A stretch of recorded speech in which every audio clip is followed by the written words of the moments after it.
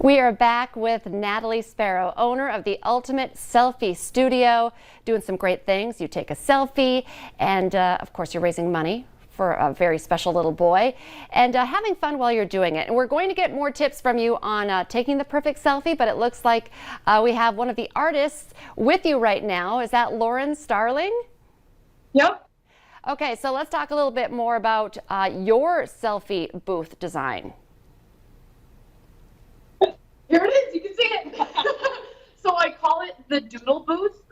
It's just free form, natural, organic, just free flowing lines, just doodles.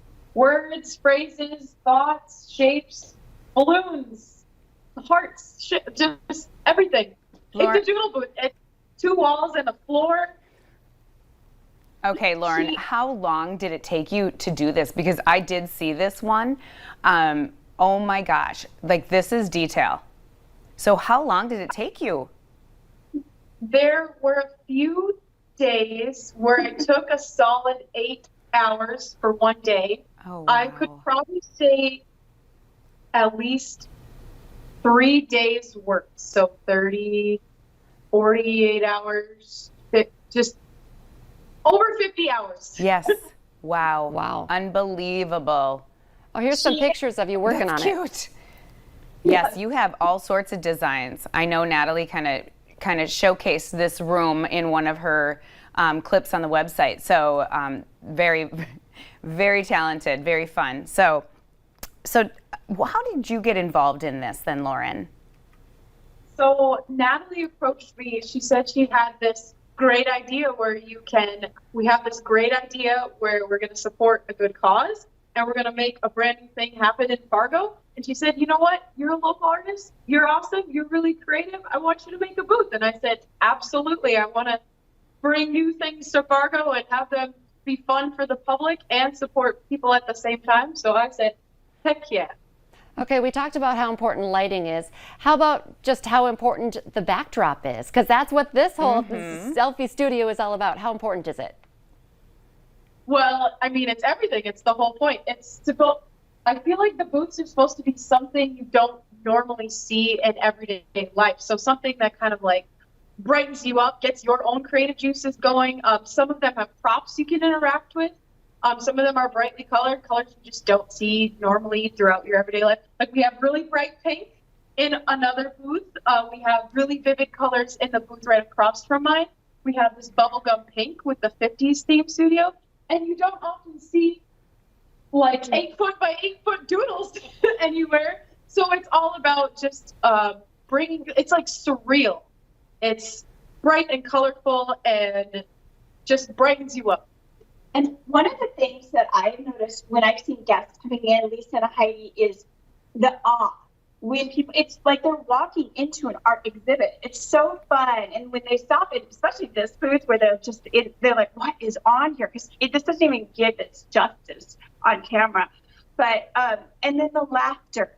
Oh, the laughter that we've heard. It's been so much fun just to hear all the, there's a couple of people that have had 2 or 3 groups. And it's so great hearing the laughter again. We need that in 2021. Absolutely, and it certainly sets a mood then for your selfie. So, because obviously if you're taking a selfie, you want to be happy.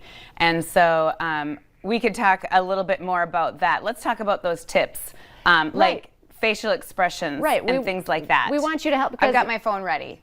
Yeah, what do we need to know about what angle, what we should, I was saying, I need to ask Natalie, what do I do with my arm so it looks smaller? I feel like you're supposed to pop it on your hip, but it doesn't look right. What are some of the biggest mistakes people make in a selfie, and what's your advice? The key thing is to remember that whatever's closest to the camera is going to be biggest. And a lot of people take their pictures down here when they should be holding it up here, tilting the camera. So in our case, we've got our selfie light elevated, so it makes everyone look longer and leaner.